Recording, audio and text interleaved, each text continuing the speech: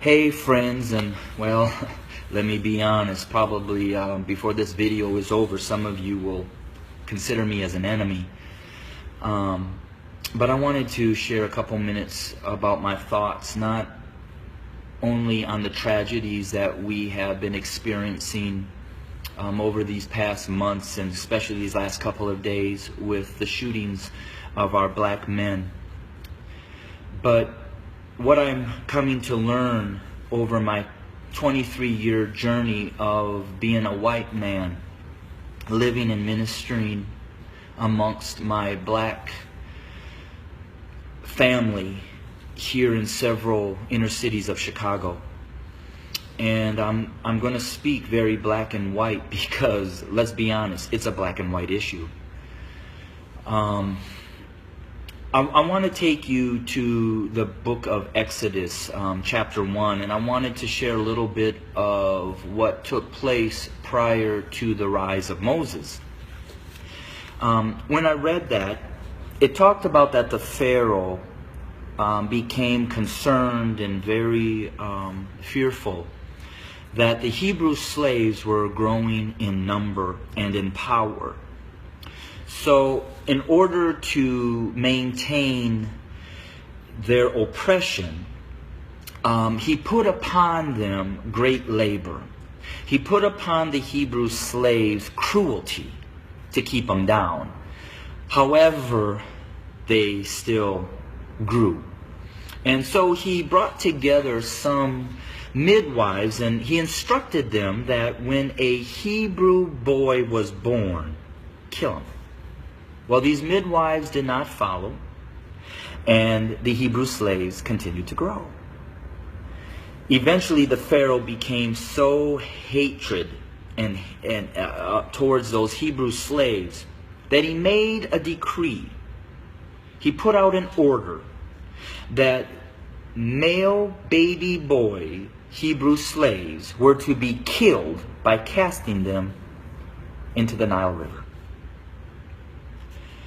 Let's look at America. We brought blacks into this country as slaves. We never intended them to be anything other than a slave. But they began to grow in number and in power, and eventually they fought their way to some freedom. So we became even more cruel.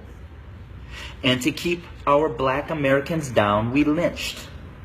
But yet they rose. So then we used the welfare system, the criminal justice system, to keep them down, to contain them, to destroy them. But yet they rose, and they're rising. Then we built prisons and jails to hold them. Yet they rose. And so now we are doing exactly what the Pharaoh did at the end, sending out a decree: kill them. So until we admit that when we wrote this Constitution that all men are created equal, that we never intended to include our black brothers and sisters, our nation may end up facing exactly what the Egyptians faced when they refused to let God's people go. So I'm going to say this to my white fellow Americans, that the bloodshed that is on its way is not on the hands of our fellow black Americans, but is on our hands. We are the ones that are refusing to let God's people go. We are the ones that are refusing to acknowledge that we do not value our black brothers and sisters as equal individuals or equal Americans as us white men. And to my black brothers and sisters, the racial issues, as I've said, have been there from the very foundation. But why do we see it more? Because there's a shifting. See, us white men have been at the head since the foundation. But we've had a black president. And you know, we've done everything in our power to keep him from really changing things. Now we have another minority rising to the top, a white female. What does that say? Those of us who are white men who have been at the head are now starting to see and fear that we are going to become the tail. And we know what we've done to you. And so now we're fearful that you're going to do to us what we have done to you. But I will say this. I've lived in a black community for 23 years. I've never been treated the way that this country has treated my black Americans. So I call out my white Americans to say we better heed, repent, acknowledge, and change. Because if we don't, I just want to again say this. The bloodshed that we will experience is on our hands, not the hands of our fellow black Americans.